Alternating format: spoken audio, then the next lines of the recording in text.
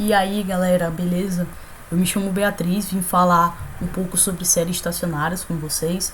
Vou abordar as definições, 3 propriedades estatísticas e vou dar um exemplo bem simples utilizando Python e um conjunto de dados que é fornecido pelo Portal Action. Vou deixar tudo na descrição, tá? Tanto o link do meu repositório lá, o código vai estar disponível para vocês, o link de onde encontrar esse conjunto de dados e o link do artigo do Medium também que eu fiz sobre exatamente esse tema, beleza? Vamos lá. Bom, a gente vai verificar se uma série é estacionária ou não. Mas é importante a gente definir o que é série estacionária e onde que ela atua, tá? Existem as séries temporais, que as séries temporais significam que existe um conjunto de observações em um período de tempo igualmente espaçado. Essa é uma definição de série temporal, das séries temporais, tá? E quando eu defino uma série temporal, muitas vezes eu vou querer saber se ela é estacionária ou não é estacionária. Por que eu vou querer saber disso? Porque em muitas modelagens e estatísticas eu vou assumir que elas são estacionárias, certo? Só que eu preciso confirmar, eu preciso fazer os testes para ver se realmente se essa série é estacionária ou não. Se ela não for, eu preciso, além disso, fazer transformações matemáticas. A gente pode fazer uma transformação logarítmica, a gente pode fazer uma diferenciação, por exemplo, até que, enfim, ela se torne estacionária, certo? Bom, existem pelo menos 3 técnicas de se transformar, de verificar a estacionalidade de uma série, tá? O que eu vou utilizar nesse vídeo é o Dickley-Fuller, tá? Mas no próprio link que vocês vão encontrar esse conjunto de dados, ele vai falar um pouco sobre, ele vai falar quais são as outras 2 técnicas, certo? Mas a gente vai abordar só o Dickley-Fuller, beleza?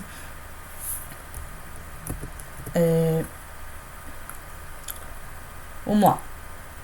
Uma série estacionária tem como característica a constância em 3 propriedades estatísticas, certo? Que é a média, a variância e a covariância entre os termos T imediatamente anterior e o T atual, certo? Uma série estacionária ela pode ser resumidamente dita que é como se fosse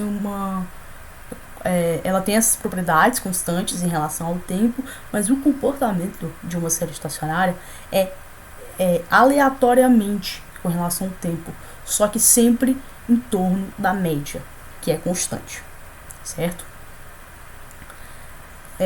A verificação é muito importante porque muitos testes vão considerar as séries temporais como estacionárias. E aí, caso ela não seja estacionária, vai precisar fazer as transformações matemáticas. A gente vai usar 2 bibliotecas, tá? Nesse nosso programa, que é o Pandas, para importação data frame, e o Stats Models, que é para a gente usar o teste ADF, que é o Dickley-Fuller, beleza? Eu vou rodar aqui. Aqui a gente vai gravar nosso conjunto de dados que está no formato Excel para a variável file, e em seguida a gente vai transformar para um data frame. Vamos visualizar o nosso conjunto de dados, é sempre de extrema importância, certo? Aqui nós temos o index, que é próprio do data frame, o ano e a precipitação.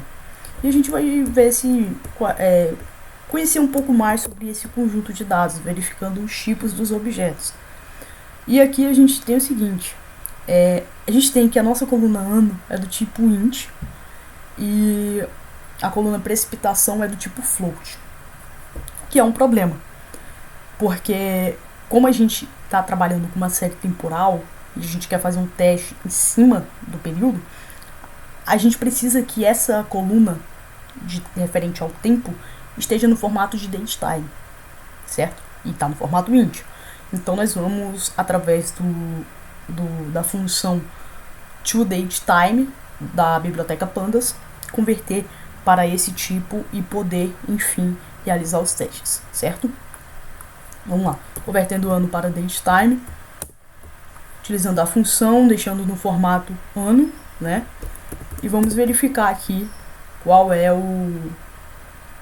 se deu certo a nossa transformação. Deu certo, date time, tudo certo. Vamos agora deixar o ano como um index, porque quando a gente for aplicar o teste propriamente dito, a gente vai extrair apenas uma coluna do nosso data frame. E a gente quer extrair essa coluna justamente o índice, tá? É exatamente essa coluna que a gente quer. A gente roda aqui e veja a coluna duplicada, a gente precisa remover, certo? Bem simples. Dá um drop e pronto. Certo? Vamos lá. Agora sim, a gente pode fazer os testes, né? Ela já tá aqui no formato date. Se você quiser verificar, a gente pode fazer aqui the types. Opa. Not found indexes. A gente já rodou essa linha. Aqui.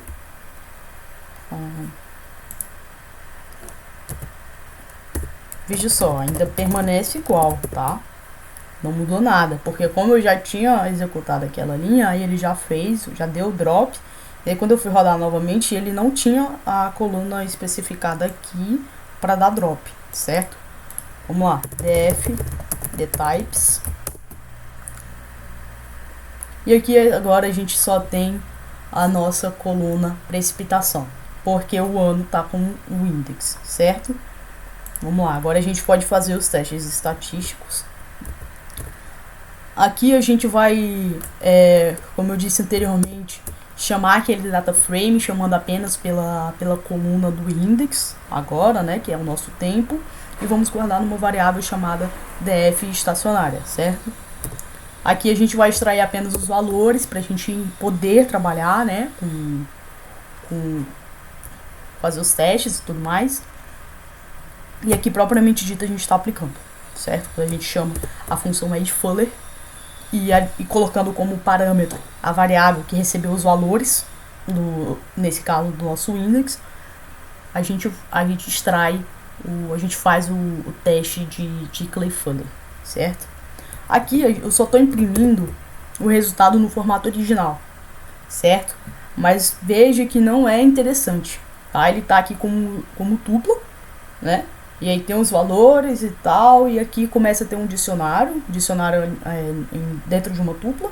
Não é facilmente legível, então na célula abaixo eu vou deixar no formato mais agradável de se ler.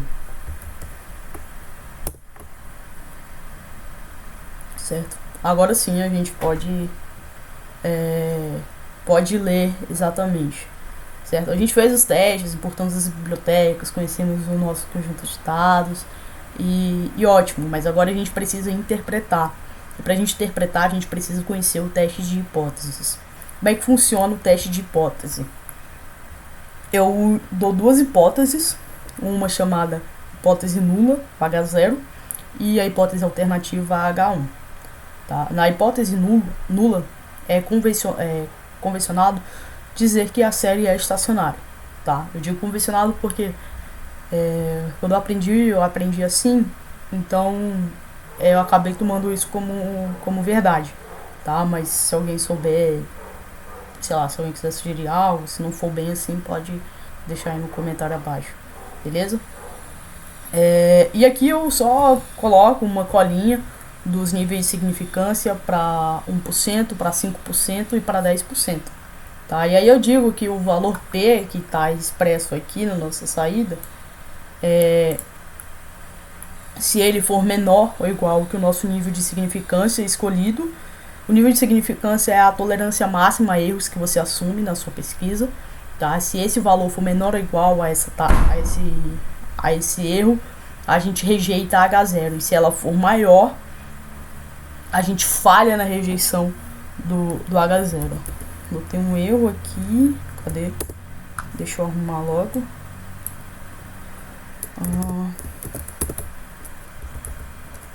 Também. Certo? Então, é isso. Façam as comparações tirem as conclusões. Muito obrigada pela atenção, tá? Deixem comentários abaixo, dizendo se gostou, se não gostou, dando sugestões. Críticas construtivas são bem-vindas. E eu espero que vocês tenham curtido o vídeo. Valeu!